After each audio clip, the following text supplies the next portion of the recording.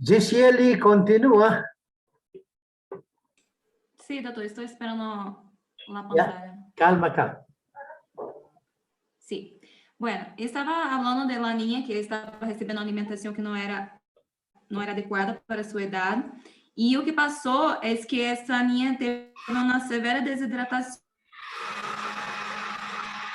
Y llegando lá, diagnosticaram um quadro grave de desidratação hipernatrêmica e uma insuficiência renal e um transtorno metabólico, que é levado a sofrer um grande retraso mental. Essa é a importância de uma adequada alimentação. O próximo slide é uma mensagem que a lactância pode ser que não seja a melhor opção para as madres, mas sempre é a melhor opção para todos os bebês. Gracias, doctor. Muy bien, y verdad, la leche es la mejor recomendación para los bebés, ¿no? La leche materna es lo mejor, y si dan hasta los 2 años, perfecto. Pasamos al último tema, que es de laxantes. Vamos, laxantes, ¿dónde está el efecto terapéutico laxante? Maritza, ¿está ahí Maritza? Sí, doctor. Adelante, por favor. Vamos. Ya. Buenas noches, compañeros y doctor. Voy a hablar del efecto terapéutico de laxantes. Bueno, los laxantes activan las contracciones rítmicas de los músculos intestinales para eliminar las heces. Activan contracciones rítmicas de los músculos intestinales y ablandan las heces. Hay que tener un cuidado, pues los laxantes orales pueden interferir en la absorción de algunos medicamentos y nutrientes por parte del cuerpo. ¿Qué son y para qué sirven? Son sustancias que logran que las heces se evacúen más pronto, mejorando el movimiento intestinal, y se usa frente al estreñimiento. El estreñimiento es la situación en la que se produce menos de 3 deposiciones por semana, anormalmente duras, secas, difícil de expulsar y con un peso de cada defecación inferior a 35 gramos. Hay que tener en cuenta que el concepto de estreñimiento no indica una enfermedad ni un diagnóstico, sino un síntoma que puede estar implicado en diversos factores etiológicos. Hay otro concepto de estreñimiento, en resumen, que es cuando la frecuencia de la emisión de las heces es menor. Próximo, doctor.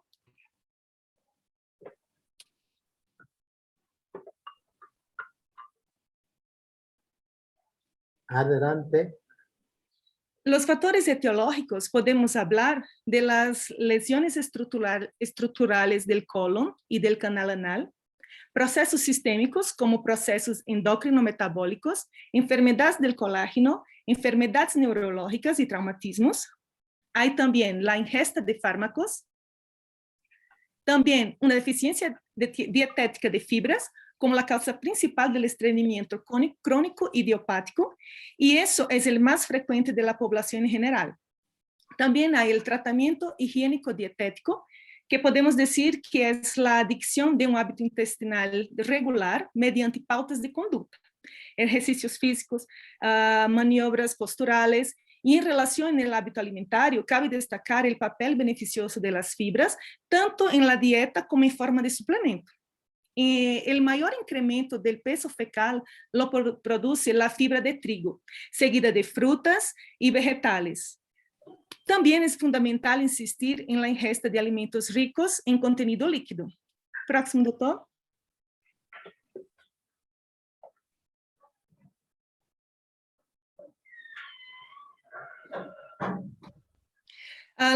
El tratamiento farmacológico. Cuando las medidas higiénico-dietéticas no consisten en controlar el estreñimiento, está indicado el tratamiento farmacológico. Los medicamentos utilizados para favorecer la deposición son los denominados laxantes. Según su mecanismo de acción, los laxantes se pueden clasificar en los siguientes grupos: incrementos del bolo intestinal, agentes emolientes o surfactantes, agentes lubricantes del contenido fecal, agentes osmóticos, sustancias estimulantes de la mucosa intestinal y otros laxantes como incrementadores del bolo intestinal, que eso se puede decir que son sustancias que absorben agua, se hinchan y en función de su propia masa ayuda a aumentar el volumen del material fecal, lo que origina una eliminación del peristaltismo intestinal, facilitando la evacuación de las heces. Además, induce el reblandecimiento de las heces, lo que favorece su alimentación. Próximo, doctor.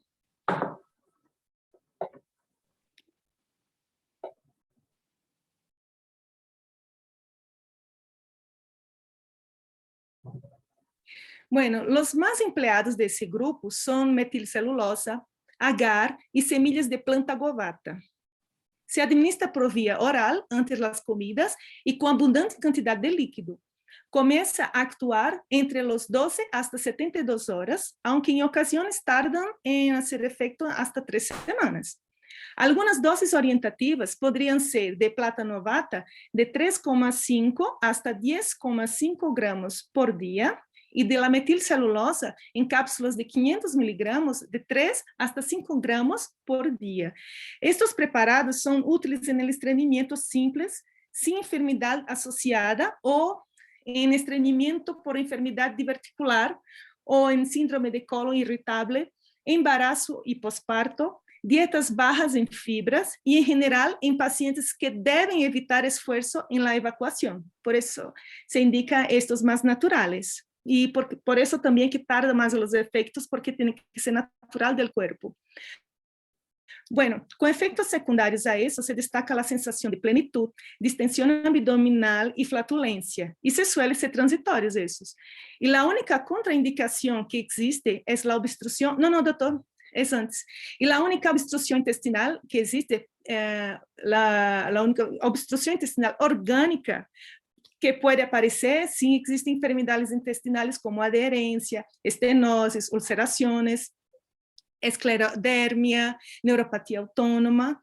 Ellos carecen prácticamente de efectos sistémicos y son los únicos totalmente inóculos para su uso prolongado. Sin embargo, su empleo continuado origina dependencia de su uso y que puede hacer disminuir la función intestinal normal. Siguiente, doctor.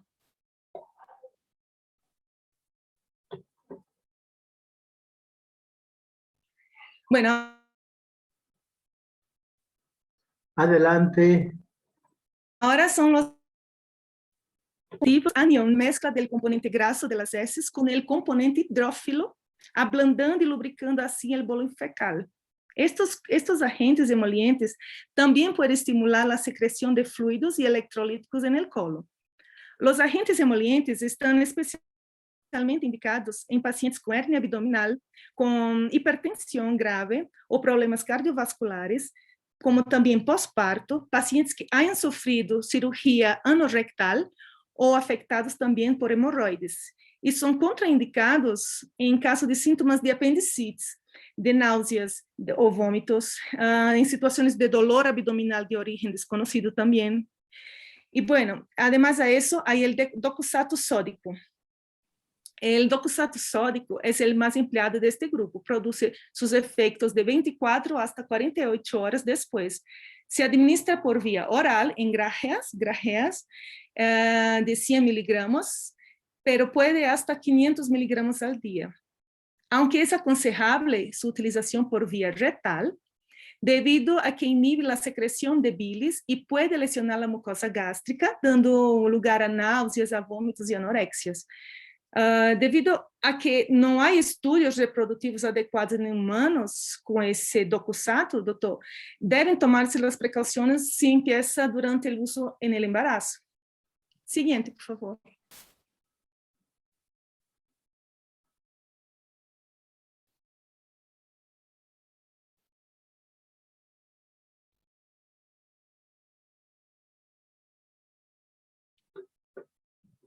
Hay también los agentes lubricantes o lubrificantes, que son aceites vegetales y minerables que resblandecen las heces, favoreciendo la secreción de agua y facilitando su deslizamiento.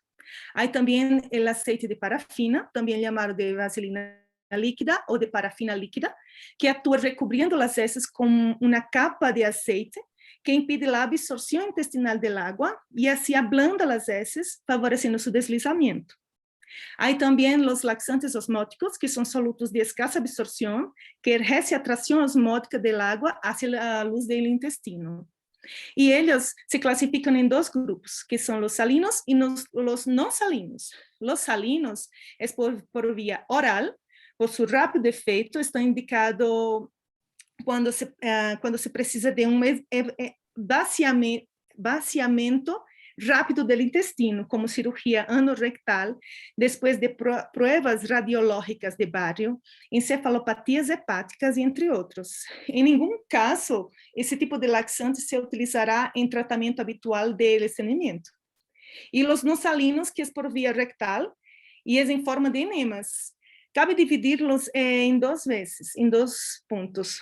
Derivados de azúcares y de glicerina. En los derivados de azúcares tenemos la lactosa, lactilol y sorbitol. Ejercen su función osmótica en el colon, produciendo también efecto estimulante de la pared intestinal. Y de la glicerina es que favorece el estímulo reflejo de la defecación. Y es lo más usable eso. Y su forma farmacéutica es en supositorios, media hora antes del momento de evacuarse. Próximo, doctor.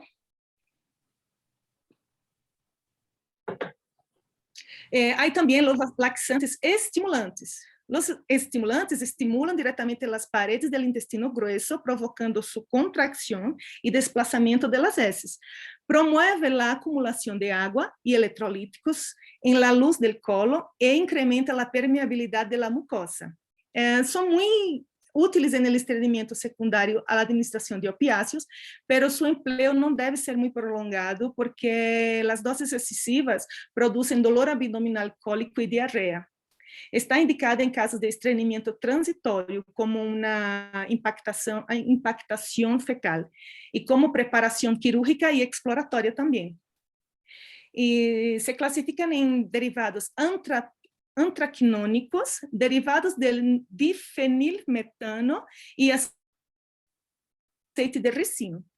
Siguiendo a todo eso, están contraindicados en casos de obstrucción intestinal, abdomen agudo o apendicitis. Hay también otros laxantes estimulantes que son los polietilenglicol y los fármacos inhibidores de la colinesterasa. Próximo, doctor. Bueno, los efectos adversos generales de los laxantes, los efectos más comunes habitualmente reversibles, cabe señalar las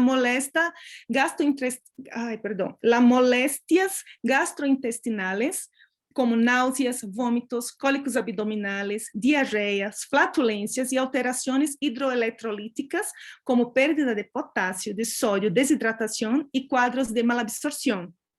Después de la utilización continuada de laxantes, se necesita un tiempo, a veces meses, para restaurar la movilidad normal intestinal de su cuerpo. Y eso es todo, doctor. Muchas gracias. Bien, se agradece, muy interesante el tema. Vamos a pasar ahora, ya no tenemos otra exposición, tenemos un video. Sí, adelante. Doctor, disculpe, la anterior clase no pude exponer. ¿Qué tema era? Y les envié el documento. ¿Qué tema era, perdón? Abandono de la lactancia, doctor. Lactancia, abandono de la lactancia. Alberto Mendoza. Sí, sí, doctor. ¿Expusiste o no expusiste? No, no habría el ¿Y por qué no has bajado ahora? PowerPoint. No sé si se acuerda. ¿Por qué no has bajado? Doc, ¿No bajaste? les envié a su WhatsApp. ¿En WhatsApp del grupo? ¿O en tu O privado? sea, le mandé a su privado. No, privado yo no veo. Al grupo he dicho. Si voy a ver el privado, ¿cuándo terminaría de encontrar? Porque puro teléfonos es. No encuentro. Y ahora la Sí, pero me confirmó por el WhatsApp, Doc. Ahora sí, ni te voy a encontrar siquiera. A ver, mándalo al grupo. Ya lo mando.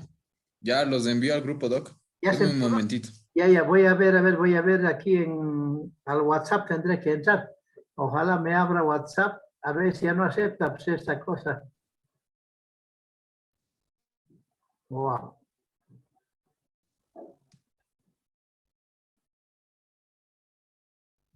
Un ratito, tenemos tiempo todavía, no hay problema. Aquí está el WhatsApp, más bien abierto el WhatsApp, pero ojalá se nos abra el WhatsApp. Ay. Es el problema que hay que bajar Ya todavía. le envié, Doc. Ya.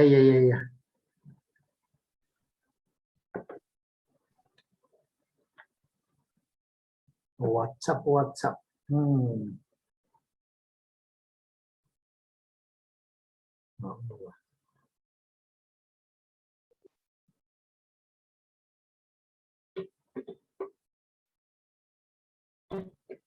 Este WhatsApp, a ver, me está queriendo abrir. Vamos a ver. A ver.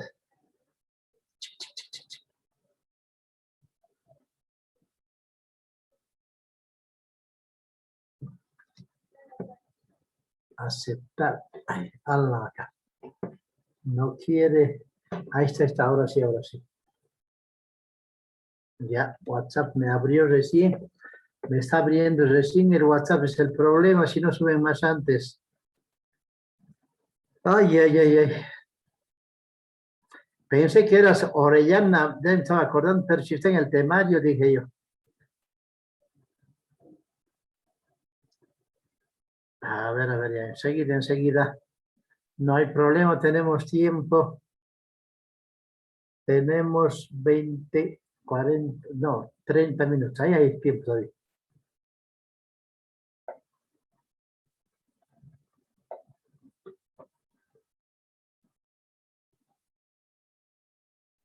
Solo que el internet está lento, ¿no? Hay ese problema.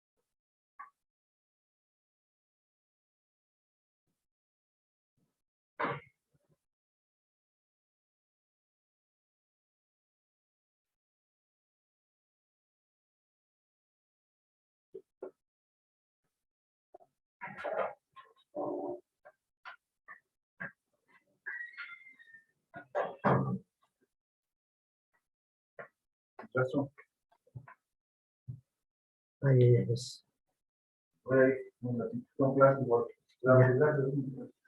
Ya, Juanjito, ya acabas.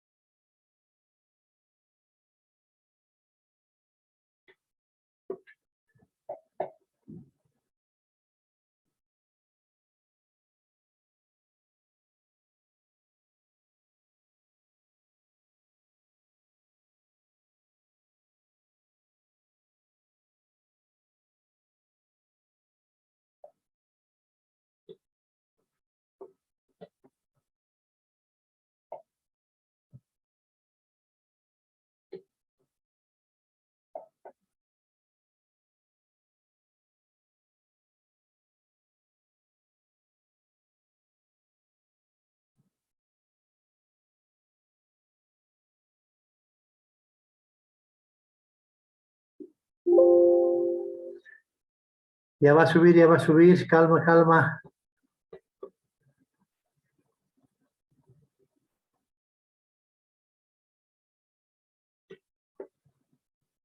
Ahora sí creo, ahora sí. Ya. Listo, ya está. 2.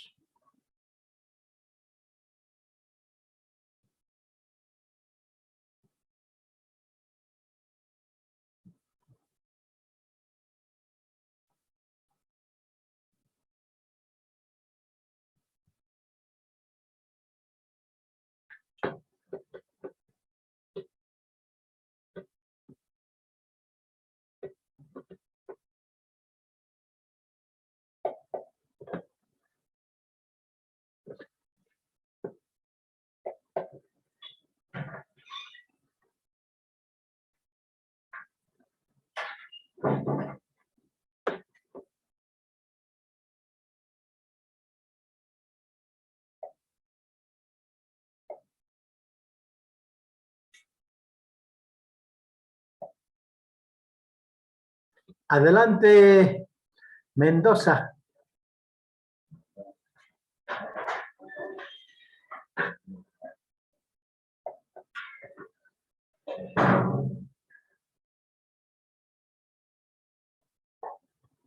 Mendoza, conecta micrófono, adelante. Sí, doctor. Ya está. Ok. Vamos a hablar acerca de el abandono de la lactancia materna. En la actualidad se tiene claridad que la lactancia materna exclusiva debe ser ofrecida a libre demanda y debe ser garantizada mínimo hasta los 6 primeros meses, como hemos estado aprendiendo.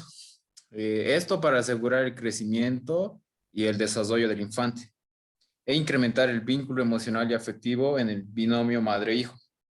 La lactancia va a reforzar la relación emocional entre la mamá y el bebé.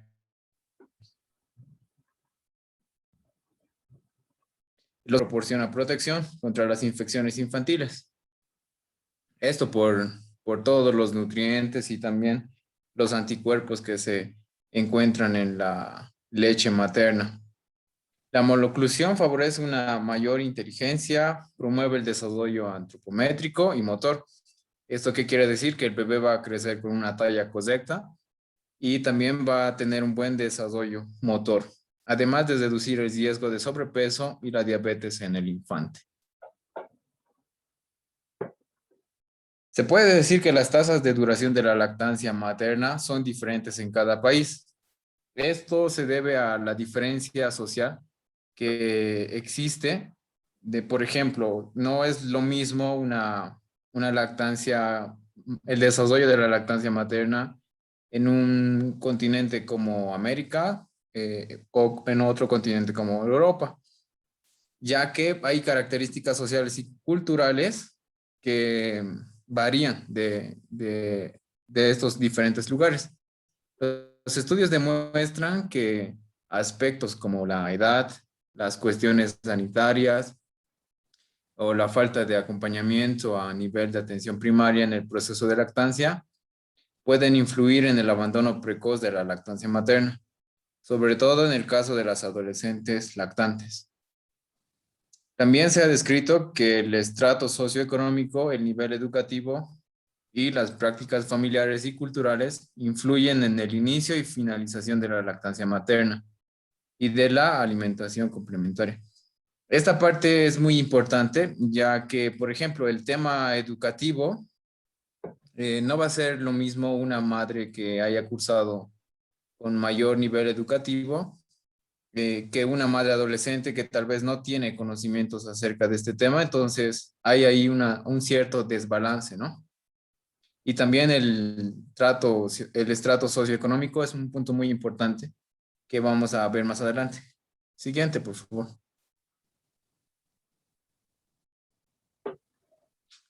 Otros factores que se han estudiado como propiciadores del abandono de la lactancia materna son el uso de los chupetes y el reintegro laboral de la mujer. Por ejemplo, vemos dentro de nuestra sociedad acá, por ejemplo, en nuestras ciudades, Las mamás que trabajan en oficinas o son parte de empresas que tienen que cumplir con cierto horario, pues a veces no siempre tienen la facilidad de poder lactar a su bebé ahí presente, ¿no? Entonces ya con esto hemos bajado el índice de la lactancia materna exclusiva. Eso sería como un ejemplo, ¿no? También algo que es importante es la comercialización. Todavía no, Doc, la anterior. La comercialización de los sustitutos de la leche materna, ¿no? Que es también un factor muy importante en este problema, porque siguen socavando los esfuerzos para mejorar las tasas de la lactancia materna.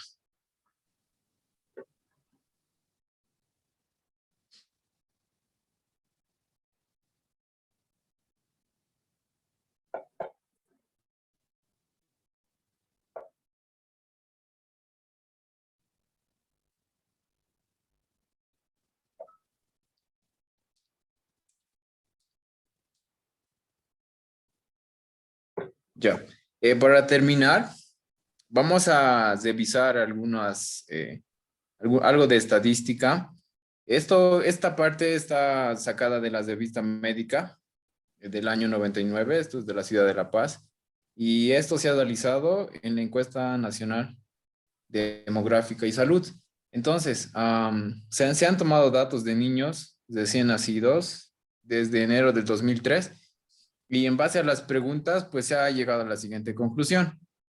El 98% de los niños ha lactado alguna vez. El 64% empezó a lactar dentro de la primera hora de nacidos. Proporción que sube a 90% dentro del primer día. El inicio temprano es menor en el área urbana que en el área rural. El 29% recibieron algún alimento diferente de la leche materna durante los primeros 3 días de nacidos, antes de que la madre empezara a amamantar de manera regular.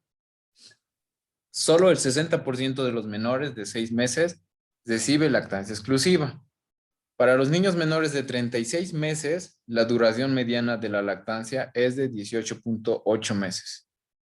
Con relación a la intensidad de la lactancia en menores de 6 meses que lactan y viven con la madre, el 93% recibieron leche materna por lo menos 6 veces en el día anterior a previa entrevista.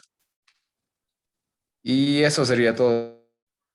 Bien, se agradece. Doctor, gracias. Esos datos estadísticos muy interesantes, es nuestra realidad, ¿no? Bien, bien. Ahora pasamos a ver un video, ya falta poco, y tengan buen fin de semana y que se cuidan, por favor. Los casos están aumentando, está más grave la situación. Sinónimos para esta enfermedad desde los más antiguos,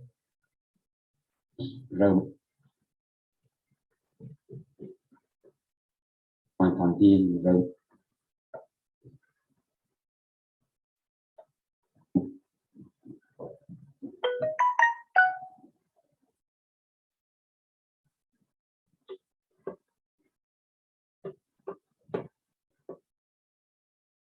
Buen día, soy el doctor Eduardo Arac, profesor adjunto de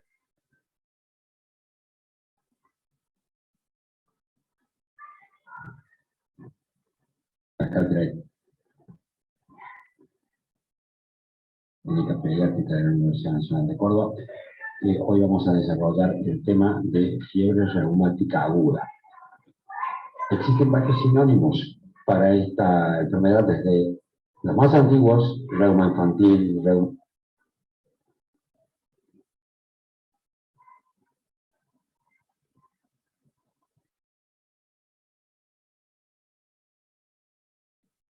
pediátrico, reuma cardíaco, hasta los más modernos de reumatismo poliarticular agudo o cardioartritis infanto-juvenil, enfermedad de Guillaud, y los contemporáneos, fiebre reumática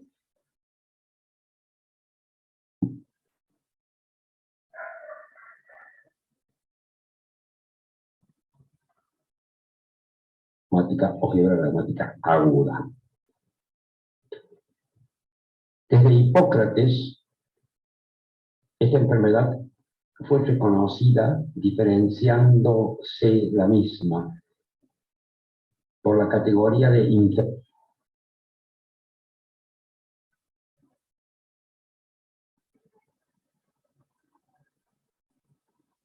infecciosa, según Hipócrates, ya que afectaba básicamente a los niños, mientras que lo que él llamaba reumaion no infeccioso, que hoy categorizaríamos como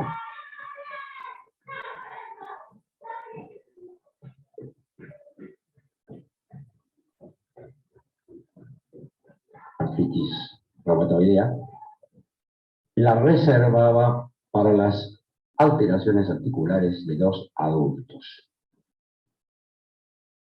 Si hoy releyéramos los famosos tratados de higiene militar de los galenos de las guardias pretorianas de Roma, se puede reconocer que esta misma diferencia se hacía para las militias juvens, o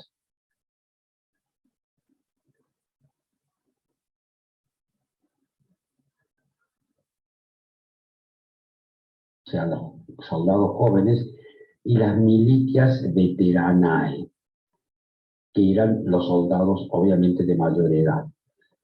Ya entonces los galenos romanos recomendaban que cada soldado joven se alocara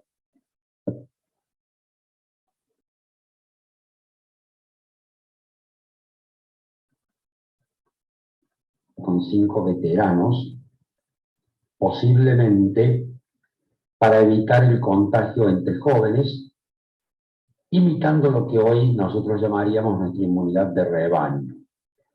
Esto no se aplicaba a las mujeres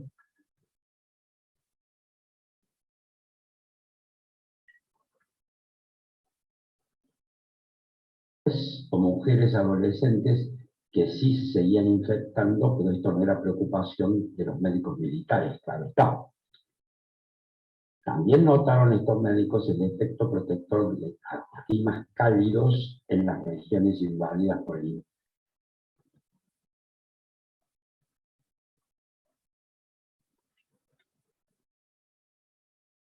Imperio Romano, en oposición a las infecciones en zonas de climas más fríos. Esto se confirmaría obviamente más adelante en el tiempo. Curiosamente, entre las cruzadas y el Renacimiento, la fiebre reumática desaparece, por lo menos de la bibliografía.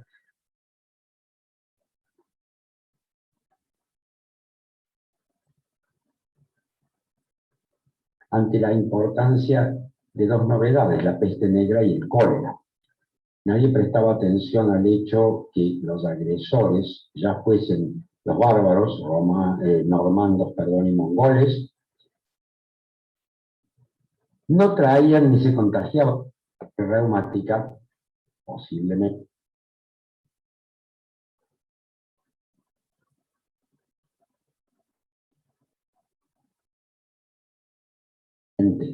por alguna razón de inmunidad ya adquirida, como tampoco lo hacían los indostanos, africanos ni malayos que entraban por la zona sur de Roma.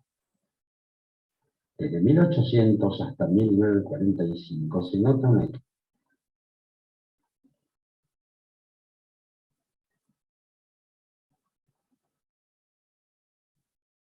extrema resurgencia de la fiebre reumática, tanto en el mundo de los ricos como de los pobres, a excepción de los pobres que vivían en zonas de calor.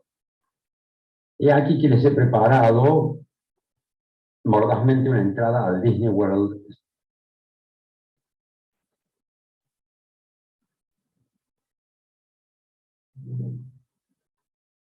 semiológico. Vamos a estudiar aquí aquellos fantasmas con los que nuestros profesores nos hicieron sudar la gota gorda y la gruesa también. Así que por aquí vamos a entrar, sin tener que pagar ningún dinero para ello, a recordar a algunos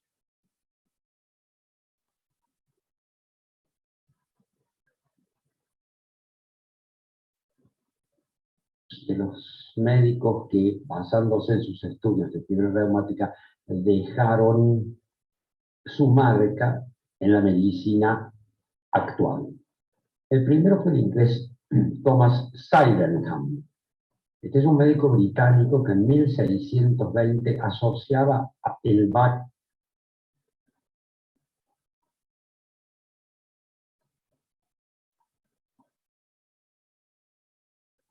de San Vito a la fiebre reumática. Usaba el nombre latino de Corea, que en griego describe las coreografías. Si bien la historia dice que Paracelso puede haberla descrito por primera vez, Sydenham fue quien relacionó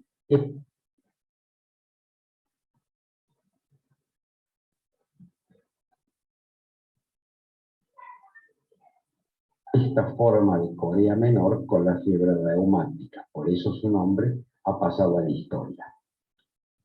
El cardiólogo estadounidense Austin Flint describió en 1860 el soplo de la insuficiencia aórtica, clásico de la fiebre reumática que aún hoy lleva su nombre, si bien se aplica a diferentes formas de insuficiencia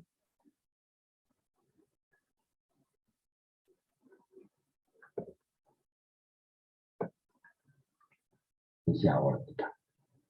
El irlandés Dominic Corrigan demostraba la insuficiencia aórtica mediante la observación del llamado pulso en martillo de agua, que era un pulso rápido y elevado,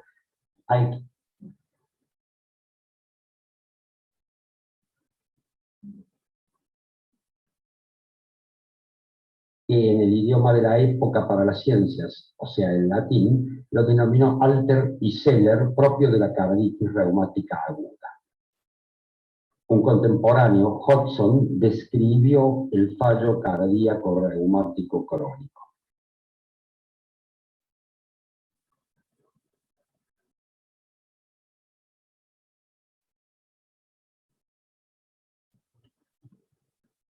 Armand Trousseau, gran clínico francés, pasa a la historia por sus estudios sobre hipocalcemia y la descripción del signo que lleva su nombre. Este médico francés tenía poco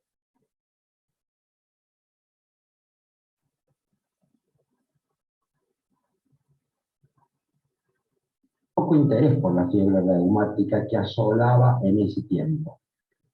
De los estudios sobre ella queda poco y nada, excepto el aforismo. Que les vaya bien, jóvenes, tenemos menos de un minuto. Al cierre de una disertación. Cuídense, buen fin de semana. Solo lame las articulaciones.